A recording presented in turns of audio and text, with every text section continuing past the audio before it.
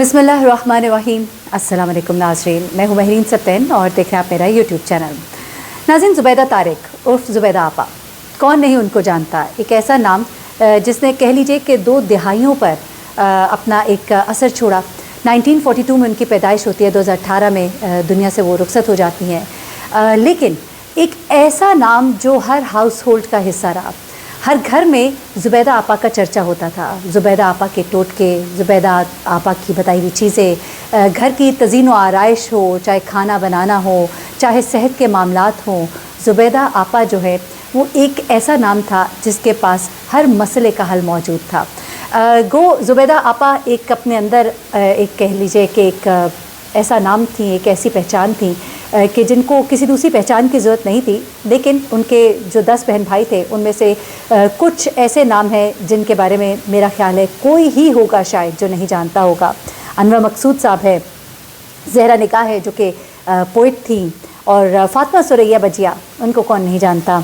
ज़बरदस्त नॉवलिस्ट थी, play right थी, मतलब कि उनके घर में बड़े बड़े नाम, और इन नामों में एक उनका अपना जगमगाता हुआ नाम, एक बड़ी खूबसूरत शख्सियत, अपनी साड़ियों की वजह से एक बड़ी इनकी पहचान भी थी।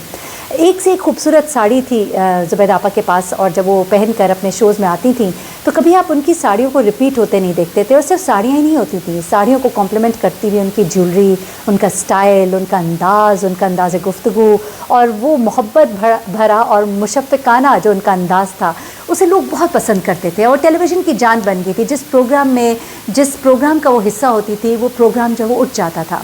लोग उनके बारे में जानना चाहते थे, उनसे पूछना चाहते थे, उनके बताए हुए टोटकों पर, उनकी बताई हुई चीज़ों पर वो अमल करते थे, और उससे जब उन्हें फ़ायदा होता था तो उन्हें ढेरों दुआएं भी दिया करते थे। और ये उनकी लाइफ लाइन थी, जैसा कि उनकी बेटी भी बताती हैं। ज़ुबैदा आपा हैदराबाद में पैदा हुई 1942 में। फिर उसके बाद उनकी फ़ैमिली पाकिस्तान शिफ्ट हुई, और उसके बाद फिर वो लोग यहाँ पर ही रहे। अपने कज़न से, उनकी तारिक मकसूद से उनकी शादी होती है, उनके बच्चे, और उसके बाद वो अपनी ज़िंदगी को जैसे जैसे आगे बढ़ाती गई, लोग उनके साथ जुड़ते चले गए। लेकिन कोई बल्कि मैं समझती हूँ कम ही लोग जानते हैं, क्योंकि मुझे भी पहली बार ही पता लगा कि ज़ुबैदा आपा के आखिरी दिन किस तरह के थे। अच्छा, जब उनकी बेटी उनके बारे में बता रही थी, मैं अभी उनका इंटरव्यू साथ अटैच करती हूँ, आपको सुनवाती हूँ।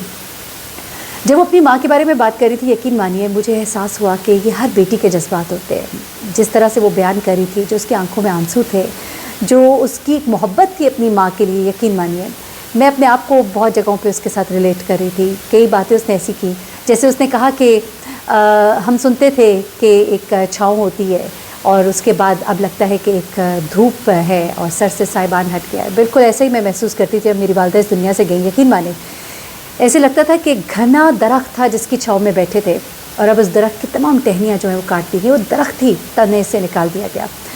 ऐसी फीलिंग होती है जब आपके सर से माँ का साया हटता है। माँ जो है एक बड़ी ठंडी छाँव होती है, जिसकी छाँव में जाकर बैठकर आप अपने दुख दर्द भूल जाते हैं। आपको ज़िंदगी का सुकून, और सही मानों में जो ज़िंदगी की लज्जत है और ज़िंदगी की खुशियाँ जो महसूस होती हैं, वो माँ की मौजूदगी में होती है। मुझे उसके बाद लगता था कि ईदें और शब बरातें जो है ना, ये इनमें वो रंग नहीं रहा, इनमें वो जान नहीं रही जब अम्मी जो है इस दुनिया से चली गई। मैं ज़ुबैदा आपा के आखिरी दिनों की कहानी ज़रा आपको सुनाना चाहती हूँ, क्योंकि 72 साल की थी वो, बड़ी फ़िट एंड फाइन थी, और कोई सोच भी नहीं सकता था कि एकदम से इस तरह से वो दुनिया से चली जाएंगी। ज़रा सुनिएगा उनकी बेटी की ज़ुबानी कि आखिरी दिनों में हुआ क्या था ज़ुबैदा आपा के साथ। और अपना बहुत ख्याल रखिएगा, अल्लाह ताला उन्हें जन्नतुल फिरदौस में आला मुकाम दे, और उनकी बेटी के लिए भी बहुत सी दुआएं। ये उनकी बेटी का इंटरव्यू सुनिएगा, अपना बहुत ख्याल रखिएगा। अम्मी को डेंगू हुआ था, अम्मी निकल आई थी। फिर मार्च में ये हार्ट अटैक 2 हुए एक्चुअली। एक हम पकड़ नहीं पाए, और दूसरा जब पकड़ा है तो डैमेज हो चुका था हार्ट। लेकिन ये कोई इम्पॉसिबल चीज़ नहीं थी टू लिव विद, बहुत लोगों के साथ होता है। शी हैड पेन, जो कि हमने गैस्ट्रिक समझा, और जो हम एक हॉस्पिटल में भी गए, उन्होंने भी कहा गैस्ट्रिक है। उन्होंने जो भी टेस्ट्स किए उन्होंने कहा वो सही था। लेकिन एक बड़ा क्रूशल टेस्ट होता है जिसको कार्डियक एंजाइम्स कहते हैं, और उन्होंने वो नहीं किया था। And we paid through the nose. Okay, so ये मैं इसलिए कह रही हूँ कि पब्लिक अवेयरनेस होनी चाहिए इन चीज़ों के बारे में। And we brought her back home. She still had pain. Next day it became worse. And that's when we took her to Aga Khan. And they said that she'd already had one and this is the second one. तो बस यही था कि दवाइयाँ हैं, चीज़ें हैं, she will come up and she continued working. अम्मी के लिए बहुत ज़रूरी था अम्मी के लोग, अम्मी की बातें, अम्मी का काम, और in the last 2-3 months I think उनके प्रोग्राम्स को कट डाउन किया कि she is not keeping up health wise because she was losing weight but she was otherwise fine. I think अम्मी को वो बहुत बड़ी हिट लगी बिकॉज अम्मी was use to a routine and अम्मी को मैटर करता था लोगों से बात करना. अम्मी का फ़ोन बजता था सुबह 5 बजे से रात 2 बजे तक. हर किस्म के कॉल्स होते थे. एक साहिबा का तो कॉल आया कि मेरे घर में कॉकरोच बहुत हो गए. अम्मी ने कहा ये कर लो. अच्छा झींगर भी हैं, अच्छा ये कर लो. अच्छा वो सुंडियाँ हो गई. अम्मी ने कहा बेटे घर जमीन के ऊपर इतने कीड़े कैसे. अम्मी का वो माशा. और अम्मी को इतने लोगों ने कहा कि जी आप यूनिवर्सल नंबर ले लें, यू विल अर्न. तो अम्मी रिफ्यूज्ड एवरी टाइम. अम्मी सेड कि you know this is my lifeline, this is how I connect to people, I don't want to make money out of it. But फिर जिस दिन अम्मी रात में खाने पे बैठी हैं जब फाइनल हार्ट अटैक हुआ है, and her nurse called us and I ran out. Hussein was somewhere. Hussein ran to the hospital and the driver and the nurse. अम्मी उनके साथ गाड़ी में बैठी हैं. अम्मी हॉस्पिटल, मैं पहले पहुंची हूँ, फिर अम्मी की गाड़ी आई है. मैंने अम्मी को खुद उतारा है, लेकिन अम्मी वो स्क्रीमिंग. अब मैंने अम्मी को कभी चीखते हुए नहीं सुना था. और अम्मी को बहुत तकलीफ थी. और बस हम चल के फिर मैंने कहा अम्मी व्हील चेयर मंगा दूँ. एंड आई थॉट अम्मी कहेंगी पागल हो, बट शी सेड हाँ मंगा दो. एंड वी व्हील्ड हर इन. और 11 o'clock, 11:21 she closed her eyes. I thought कि थोड़ा आराम आ गया है, दर्द कम हुआ है, दवाइयाँ दे रहे थे डॉक्टर्स. और मैं बाहर आके बैठी हूँ और मैं इतनी बेवकूफ़ी की बातें सोच रही हूँ कि कल सुबह छुट्टी करूँ, कि सुबह जाके अस्पताल पहुँचूँ. यू नो कितने हम लोग स्टूपिड बातें सोच रहे होते हैं ना. एंड किस तरह मैनेज करना है रात का बैग, अगर अम्मी को हॉस्पिटल में शिफ्ट करना है तो क्या बकवास बातें सोच रही थी.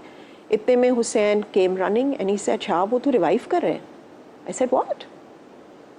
And I went back in and I remember I had called my cousin, Dr. Pal.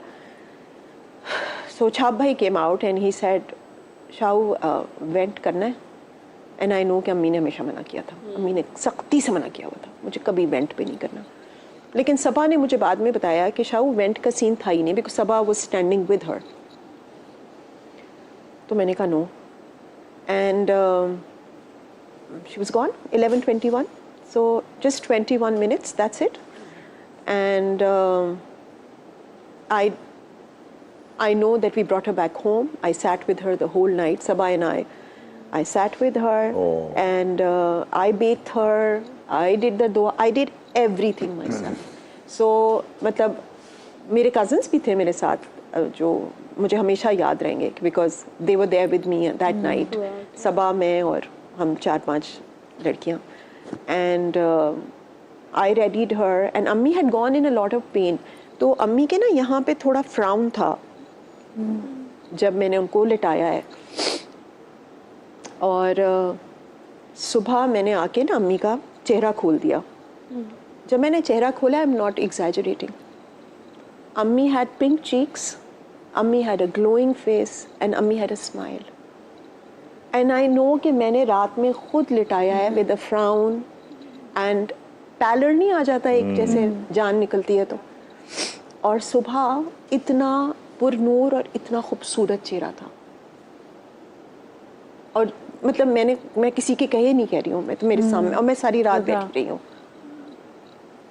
And I remember मैं बस तक गई हूँ क्योंकि मैं कब्रिस्तान नहीं गई थी, लेकिन कोई मेरे ख्याल से 30,000 आदमी होगा या 40,000 आदमी होगा. अम्मीज़ funeral was like huge. And for days ticklers चल रहे थे और लोग बोल रहे थे. हम लोगों ने टीवी नहीं देखा है, we got to know, but एकदम से जो चली गई तो वो गैप रह गया. वो हिट रह गया. तो उनके लिए तो बहुत अच्छा हुआ। आई होप कि हमें भी ऐसे ही मिले, हम भी ऐसे ही जाएं। अम्मी ने हमेशा ये कहा था कि चलते फिरते जाना, चलते फिरते जाना। लेकिन जो क्लोजर कहते हैं ना वो नहीं हाँ, मिला। वो हमें नहीं मिला। तो हुसैन आए, सबा, हम लोग बड़े स्टैगर करे। अब्बू का तो अल्जाइमर्स था, तो अब्बू वुड रिमेंबर, अब्बू वुड फॉरगेट। तो अब्बू को हम कह देते थे कि अम्मी रिकॉर्डिंग पे हैं, शूटिंग पे हैं, लाहौर गई हुई हैं, पेशावर गई हुई हैं। और फिर हमने उनको इवेंचुअली बताना भी शुरू कर दिया था। एंड ही वुड से कि हाँ ठीक है, मुझे भी जाना है। एंड आई वुड से आप आराम से बैठे, अम्मी आने नहीं देंगी। बहुत तंग किया था तो बट अब्बू टुक 5 years टू गो। अब्बू अब वेंट नाउ 4 months ago। लेकिन और अब्बू को बड़ा मैंने तंबी करके भेजा है। मैंने कहा खबरदार जो कोई लड़ाई की या तंग किया हो तो लेकिन it's not easy. We all know that we have to let go of our parents. ये नेचुरल तरीका है और अल्लाह मियाँ यही तरीका रखे, यही तरीका रखे, क्योंकि खुदा ना करे अपनी औलाद को कभी ना कब्र में उतारना पड़े। नहीं नहीं, करे, हाँ। वो उससे वो दुश्मन को भी ना गम मिले। अल्लाह मियाँ बस उससे बचाए। माँ बाप को जाते देखना, मैं कहती हूँ ये भी एक सादत होती है। और वी वर लकी कि हमें फिर भी एक उम्र मिली उनके साथ, वरना children have lost their parents at much younger ages. And parents की एक, मुझे याद है अम्मी जब गई थी तो मुझसे एक मेरी एक्स कोलीग थी, उसने मुझे फ़ोन किया कनाडा से। उसने कहा शाह सिर्फ एक बात कह रही हूँ जो मैंने खुद एक्सपीरियंस की थी, सर से छत हट गई, अब धूप पता चलेगी।